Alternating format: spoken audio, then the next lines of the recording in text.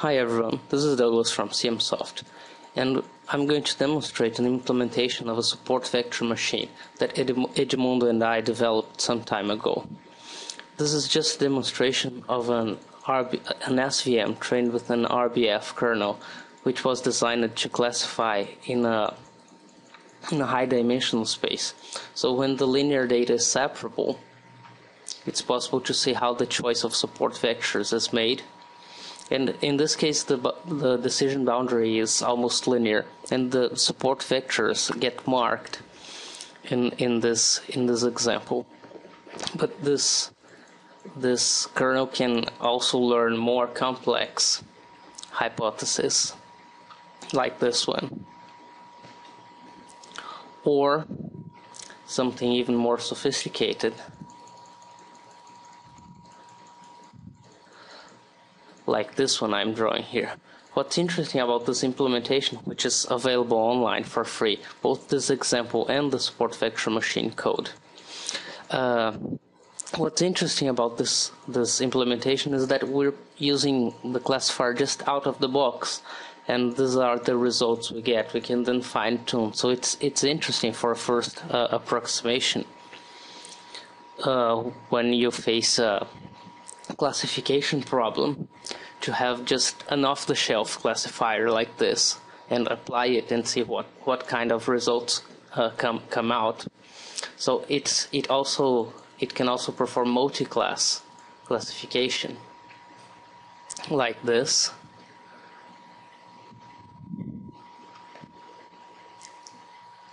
And it's quite interesting to experiment with these things. And it's clear here that the support vector machine it aims for a classification with a good margin. Let me add another class here. We are using some fine automatic parameter tune that we invented, so the results are not fully deterministic. It depends a little bit on the calibration of the kernel parameter. So every time you train the SVM, you can get different results, like it's happening in this set of runs here. So it sometimes doesn't give a very good hypothesis, and it sometimes does strange things like this one. We attribute this to the very high dimensionality of the kernel. But when the data is more well behaved, the support vector machine does a very, very good job in separating the data with a very interesting high margin classifier. Now let me show an interesting example, which is also a classification problem that we did using our implementation of support vector machine, which is to predict the MNIST training set. We know that our implementation is not up to par with the highest performance implementations, but since its performance, we're using it just out of the box. We think it's really interesting. This result we got is quite interesting. So I've already trained the SVM and loaded a different test set to test its accuracy, and the results are not too bad at all.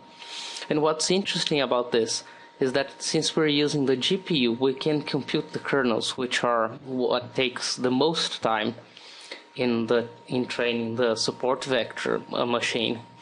We use the GPU to speed up the computations, and we get quite interesting results in terms of training time and also test times.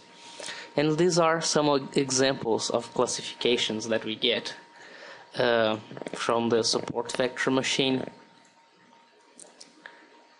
and the test set. This rate down here is the highest the rate, the more confident the SVM is about its prediction. So, for example, it predicted this as a 4 with a very high confidence, as it predicted the 0. And we see that in the cases where it misses, for example, this one, its confidence on that being a 0 was not very high. So this is what I wanted to share with you. I expect comments, and I'd really appreciate comments, and thank you very much for your time.